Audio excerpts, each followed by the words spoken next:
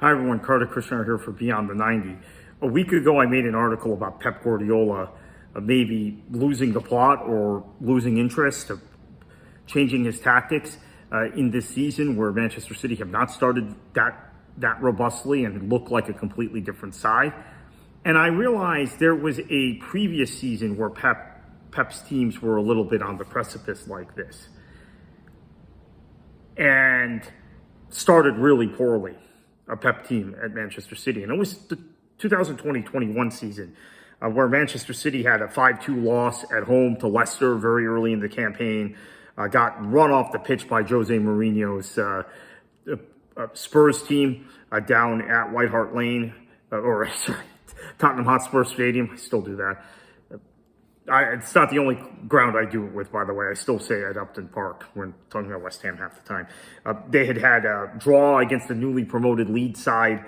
They had a really poor performance against a Manchester United side under Ole Gunnar Solskjaer, who would beat them later in the season. Really poor draw at Old Trafford, but they were really struggling and were a team that were, to me, completely off the pace. Liverpool had just won the league title going away in the 1920 season. Obviously, COVID played a part in all of this. But Manchester City did not look like, I did not think even early in that season looked like a top four team. I felt like Arsenal were really poor, if you remember that season. That was the year where I think Arteta did almost get sacked. But Spurs were clearly better than Manchester City early in the season. Liverpool clearly better. Manchester United, believe it or not, clearly better. And at one point, Manchester United went to the top of the table under Solskjaer. Often forgotten now. So at best, fourth place team. I thought Chelsea were better. Fifth place team than for City. But Lampard, who I obviously like and rate, we've talked about this as a manager, he was sort of mismanaging some of the new players. Kai Havertz had come in, did not have a full camp. Timo Werner had come in.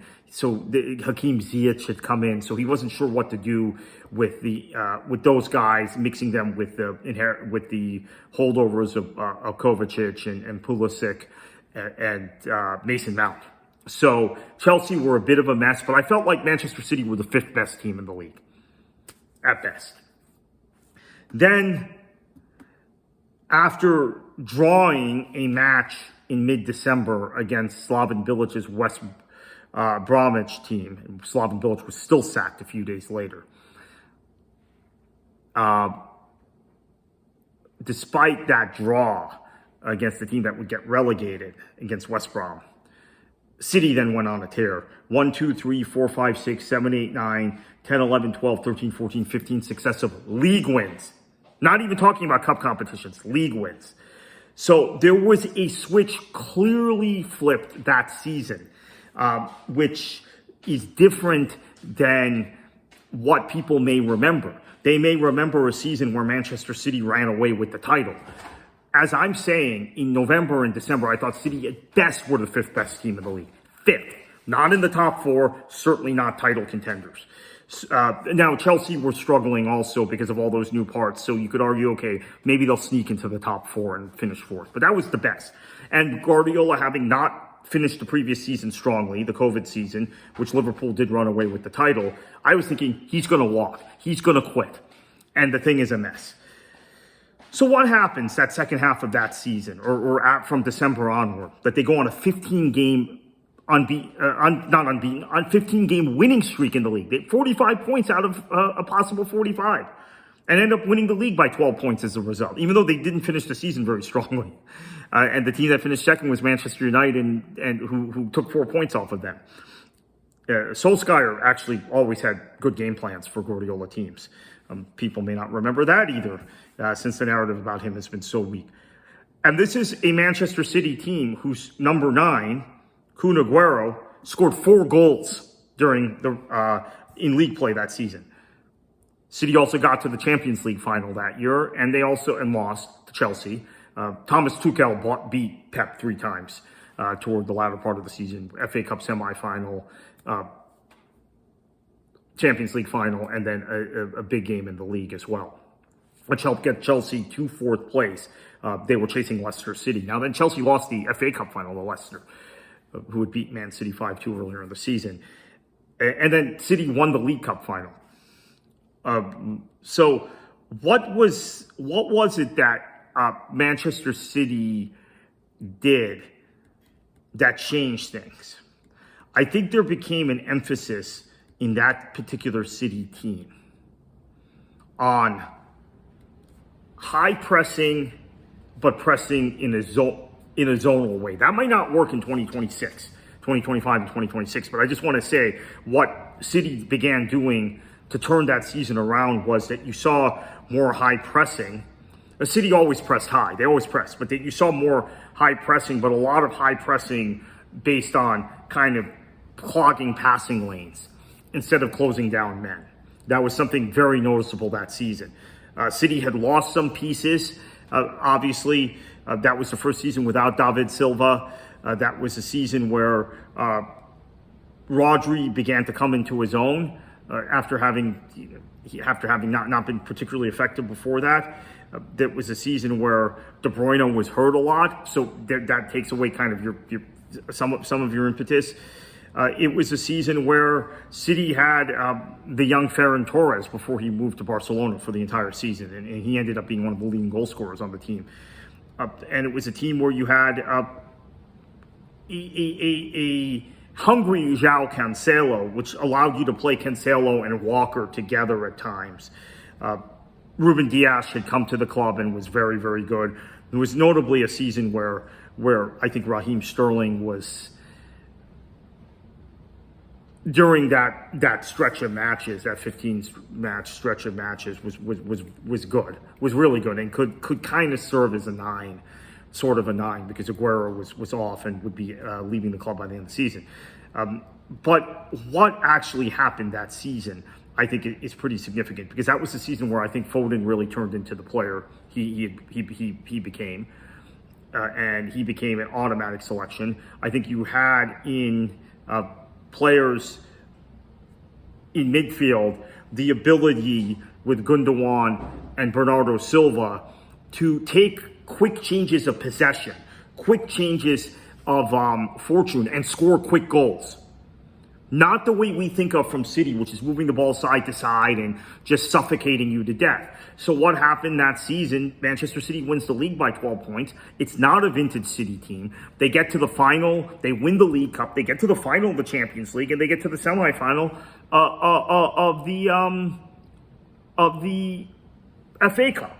So a non-vintage City team, not playing in a vintage City fashion, wins a lot.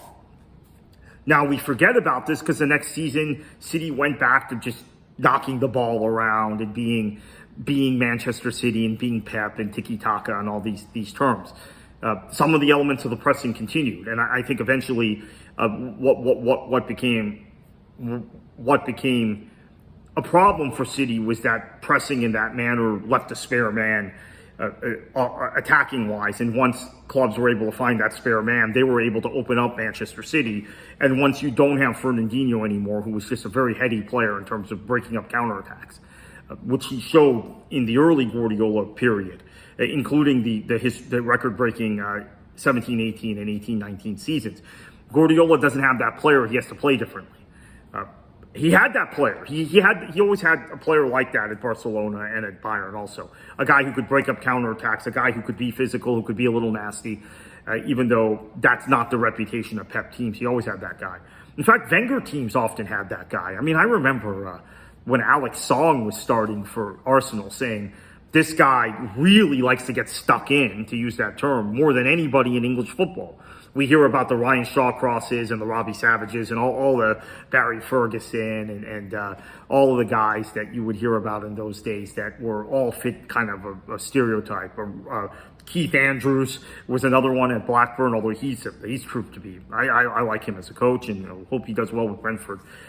He's the guy who's kind of mastered like the set piece and long throws in terms of.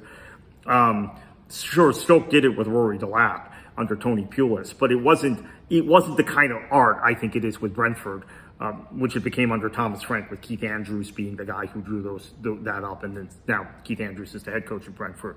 So that's an aside, but those guys had reputations. Alex Song didn't, but Alex Song was a nasty player. Coquelin, remember him?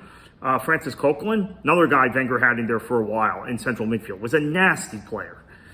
And Fernandinho could be a nasty player. Was also a very cultured player. But Guardiola needed that to execute the tactic the way he did.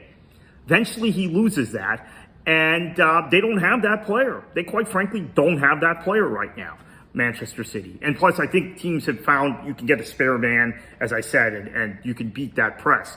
So what I think you're going to see a lot more of with Manchester City, perhaps this explains the tactical shift we talked about last week, is just dropping back, playing more in a, not a low block necessarily, but having a mid block that's playing deeper and is kind of a security valve. And you don't have, and I can't emphasize this enough, you don't have Kyle Walker, who was, I think, the elite right back in the world the last 15 years. So if you don't have Kyle Walker, you don't have, there's a lot you're missing tactically, and you're just not replicating that with whoever plays right back for City, Kusanov or Mateus Nunes, who's a midfielder, or Rico Lewis, or is there another right back on Manchester City?